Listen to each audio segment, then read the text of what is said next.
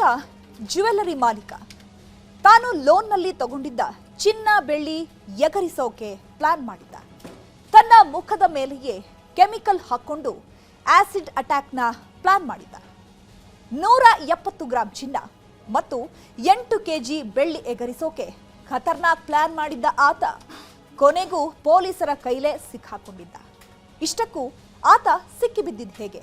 ಈ ಎಲ್ಲ ಪ್ಲಾನ್ ಮಾಡಿದ್ದವನು ತಗ್ಲಾಕೊಂಡಿದ್ದೆಲ್ಲಿ? ಆ ಕುರಿತ ಸ್ಟೋರಿ ಇಲ್ಲಿದೆ.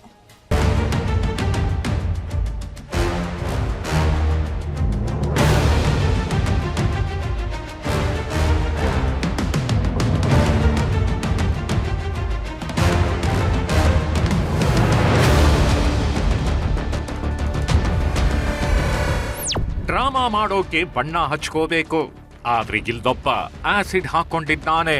ಆಸಿಡ್ ಹಾಕೊಂಡು ಡ್ರಾಮಾ ಮಾಡೋಕೆ ಮುಂದಾಗಿದ್ದಾನೆ. ಇವನನ್ನ ಒಂದು ಬಾರಿ ನೋಡಿ ಒಂದು ಕಡೆ ಮುಖ ಸುಟ್ಟಂತೆ ಕಾಣ್ತಿದೆ, ಕಪ್ಪು ಕಪ್ಪಾಗಿದೆ. ಅಂದ ಹಾಗೆ ಇವನ ಮುಖ ಈ ರೀತಿ ಕಾಣ್ತಾಗಿರೋದೇಕೆ ಗೊತ್ತ? ಅವನು ಒಂದು ಡ್ರಾಮಾ ಮಾಡೋಕ್ ಹೋಗಿದ್ದ. ಡ್ರಾಮಾ ಮಾಡಿ ಲಕ್ಷಾಂತರ ಮೌಲ್ಯದ ಚಿನ್ನ ಬೆಳ್ಳಿಯನ್ನ ಲೂಟಿ ಮಾಡೋಕ್ ಹೋಗಿದ್ದ. ಚಿನ್ನ ಬೆಳ್ಳಿಯನ್ನ ಲೂಟಿ ಮಾಡಿ ತನ್ನೂರಿಗೆ ಎಸ್ಕೇಪ್ ಆಗೋಕೆ ಪ್ರಯತ್ನ ಪಟ್ಟಿದ್ದ. ಇಷ್ಟಕ್ಕೂ ಇವನು ಕಳ್ಳನಲ್ಲ, ಜ್ಯುವೆಲರಿ ಶಾಪ್ ಒಂದರ ಮಾಲೀಕ. ಇಷ್ಟಕ್ಕೂ ನಾವಿವತ್ತು ಹೇಳ್ತಾಗಿರೋದು ಮಾಲೀಕನೇ ಕಳ್ಳನಾದ ಖತರ್ನಾಕ್ ಕಥೆ. ತಾನು ಕೊಂಡುಕೊಂಡ ಚಿನ್ನವನ್ನು ತಾನೇ ದರೋಡೆ ಮಾಡೋಕೆ ಮುಂದಾಗಿದ್ದ ಖತರ್ನಾಕ್ನ ಕಥೆ. ಮುಖಕ್ಕೆ ಕೆಮಿಕಲ್ ಹಾಕೊಂಡ ಆಸಿಡ್ ಅಟ್ಯಾಕ್ ಅಂತ ಕಥೆ ಕಟ್ಟಿದ.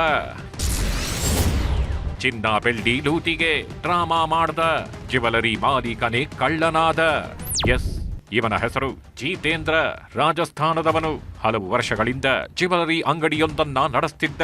ಮಂಡ್ಯದ ಪಾಂಡವಪುರದ ಕ್ಯಾತನಹಳ್ಳಿಯಲ್ಲಿ ಜ್ಯುವೆಲರಿ ಶಾಪ್ ಇಟ್ಕೊಂಡಿದ್ದ ಆತ ಚಿನ್ನ ಬೆಳ್ಳಿ ಆಭರಣಗಳನ್ನ ಮಾರ್ಕೊಂಡು ಆರಾಮಾಗೇ ಇದ್ದ. ಆದ್ರೆ ಕಾಲ ಕಳೆದಂತೆ ಅವನಿಗೆ ಇನ್ನಷ್ಟು ದುಡ್ಡು ಮಾಡಬೇಕು ಅಂತ ಅನ್ನಿಸ್ತು. ದುಡ್ಡು ಮಾಡಿ ತನ್ನ ಊರು ರಾಜಸ್ಥಾನಕ್ಕೆ ಎಸ್ಕೇಪ್ ಆಗಲೆಂದು ಯತ್ನಿಸಿದ್ದ. ಅದಕ್ಕಾಗಿ ಆತ ಯಾರು ಊಹಿಸಿರದ ಪ್ಲಾನ್ ಒಂದನ್ನ ರೆಡಿ ಮಾಡಿದ್ದ. ತಾನು ತಗೊಂಡು ಬಂದ ಚಿನ್ನ ಬೆಳ್ಳಿಯನ್ನ ತಾನೇ ಲೂಟಿ ಮಾಡೋಕೆ ಖತರ್ನಾಕ್ ಪ್ಲಾನ್ ಒಂದನ್ನ ಮಾಡಿಟ್ಟಿದ್ದ.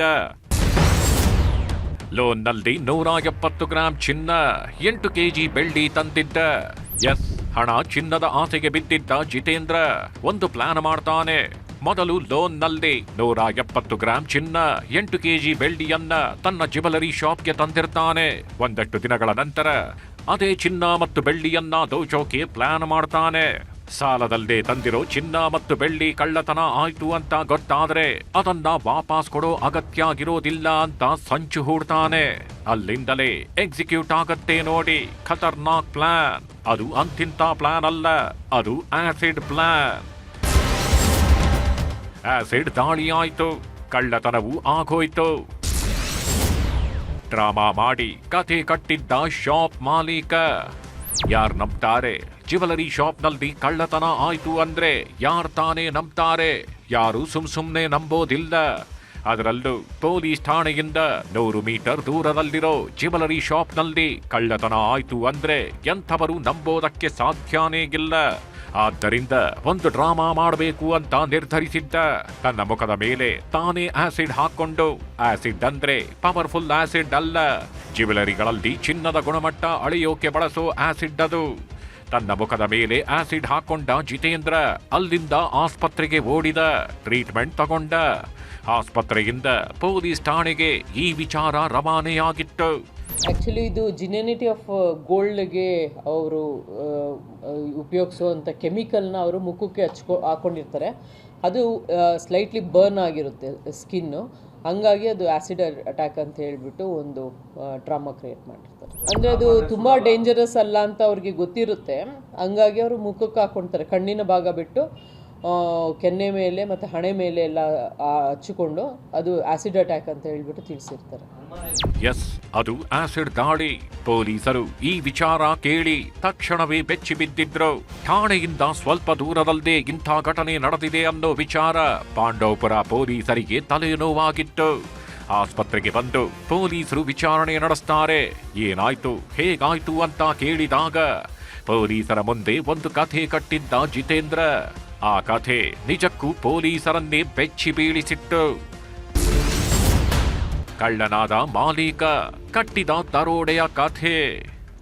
ಎಸ್, ಜಿತೇಂದ್ರ ಪೊಲೀಸರ ಮುಂದೆ ಕತೆ ಕಟ್ತಾನೆ. ಫೆಬ್ರವರಿ 10ರಂದು, ಅಂದರೆ ಮಂಗಳವಾರ, ನಾನು ಜ್ಯುವೆಲರಿ ಶಾಪ್ನಲ್ಲಿದ್ದೆ. ಈ ವೇಳೆ ಇಬ್ಬರು ಶಾಪ್ಗೆ ಬಂದು ನನ್ನ ಮೇಲೆ ಅಟ್ಯಾಕ್ ಮಾಡಿದ್ರು, ಆಸಿಡ್ ದಾಳಿ ಮಾಡಿದ್ರು. ಜ್ಯುವೆಲರಿ ಶಾಪ್ನಲ್ಲಿದ್ದ 170 ಗ್ರಾಂ ಚಿನ್ನ, 8 ಕೆಜಿ ಬೆಳ್ಳಿಯನ್ನು ಲೂಟಿ ಮಾಡಿದ್ರು.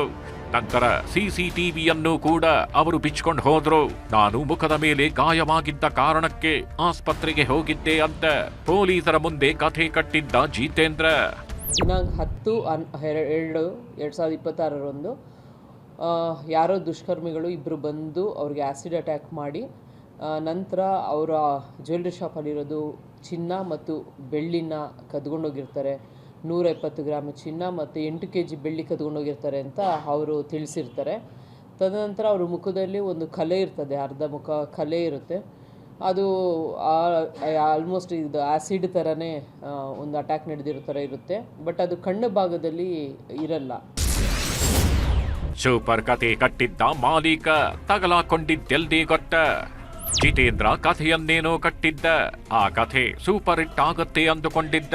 ಎಲ್ಲರೂ ತನ್ನ ಕಥೆಯನ್ನ ನಂಬ್ತಾರೆ ಅಂತ ಲೆಕ್ಕಾಚಾರ ಹಾಕಿದ್ದ.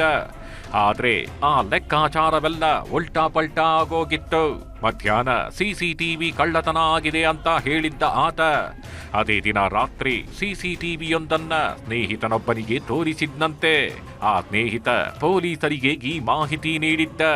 ಜಿತೇಂದ್ರನ ದ್ವಂದ್ವ ಹೇಳಿಕೆ ಪೊಲೀಸರಿಗೆ ಅನುಮಾನ ಹುಟ್ಟಿಸಿದೆ. ಇನ್ನಷ್ಟು ವಿಚಾರಣೆ ನಡೆಸಿದಾಗ ಜಿತೇಂದ್ರನ ಡ್ರಾಮಾ ಮತ್ತು ಕಟ್ಟುಕತೆ ಎಲ್ಲ ಬಯಲಾಗಿದೆ. ಇದೆಲ್ಲನೂ ನೋಡಿದಾಗ ಆಮೇಲೆ ಅವರು ಹಾಕಿರುವಂಥ CC ಕ್ಯಾಮ್ರಾ ಅದು ಕಳ್ಳತನ ಮಾಡಿರ್ತಾರೆ. 3 ಗಂಟೆಗೆ ಬಂದಿರುವಂಥ ಯಾರೋ ದುಷ್ಕರ್ಮಿಗಳು ಹೋಗ್ಬೇಕಾದ್ರೆ DVR ಸಹ ಕಳ್ಳತನ ಮಾಡ್ಕೊಂಡು ಹೋಗಿರ್ತಾರಂತೆ ತಿಳಿಸಿರ್ತಾರೆ. ತದನಂತರ ಇವರು ಯಾರ್ಯಾರನ್ನ ಭೇಟಿ ಮಾಡಿದ್ದಾರೆ ಎಲ್ಲರನ್ನೂ ನಾವು ವಿಚಾರಣೆ ಮಾಡಿದಾಗ ತಿಳಿದು ಬರುತ್ತದೆ. ಅವರು 9 ಗಂಟೆ ಸಮಯದಲ್ಲಿ ಆ ಒಂದು CC ಕ್ಯಾಮ್ರಾ ಫುಟೇಜ್ ಅವ್ರ ಫ್ರೆಂಡ್ ಒಬ್ಬರಿಗೆ ತೋರಿಸಿರ್ತಾರೆ. ಜಿತೇಂದ್ರ ಮೈಸೂರಿನಿಂದ ಲೋನ್ ಆಧಾರದಲ್ಲಿ ಚಿನ್ನ ಬೆಳ್ಳಿ ತಂದಿದ್ದ.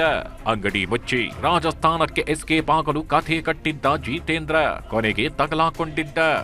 ಪೊಲೀಸರು ವಿಚಾರಣೆ ನಡೆಸಿದ ಕಾರಣಕ್ಕೆ ತನ್ನ ಕಳ್ಳಾಟದ ಸತ್ಯವನ್ನ ಕಕ್ಕಿದ್ದ. ಇದನ್ನೆಲ್ಲ ದಾಖಲು ಮಾಡಿಕೊಂಡ ಪೊಲೀಸರು ದೂರು ದಾಖಲಿಸಿಕೊಂಡಿದ್ದಾರೆ.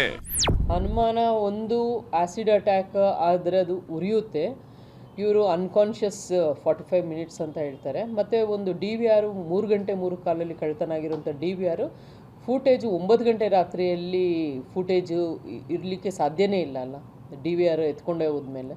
ಹಂಗಾಗಿ ಇದು ಡೌಟ್ ಬರುತ್ತೆ. ಕಳ್ಳಾಟ ಮಾಡಿ ಯಾಮಾರಿಸಲು ಯತ್ನಿಸಿದ ಜಿತೇಂದ್ರನನ್ನ ಪೊಲೀಸರು ವಶಕ್ಕೆ ಪಡೆದಿದ್ದಾರೆ. ಇನ್ನಷ್ಟು ವಿಚಾರಣೆ ನಡೆಸ್ತಾಗಿದ್ದು ಆತನ ಜೊತೆಗೆ ಮತ್ತೆ ಯಾರಾದ್ರೂ ಪ್ಲಾನ್ನಲ್ಲಿದ್ರಾ ಅನ್ನೋದನ್ನು ಕೂಡ ಪೊಲೀಸರು ತನಿಖೆ ನಡೆಸ್ತಾಗಿದ್ದಾರೆ.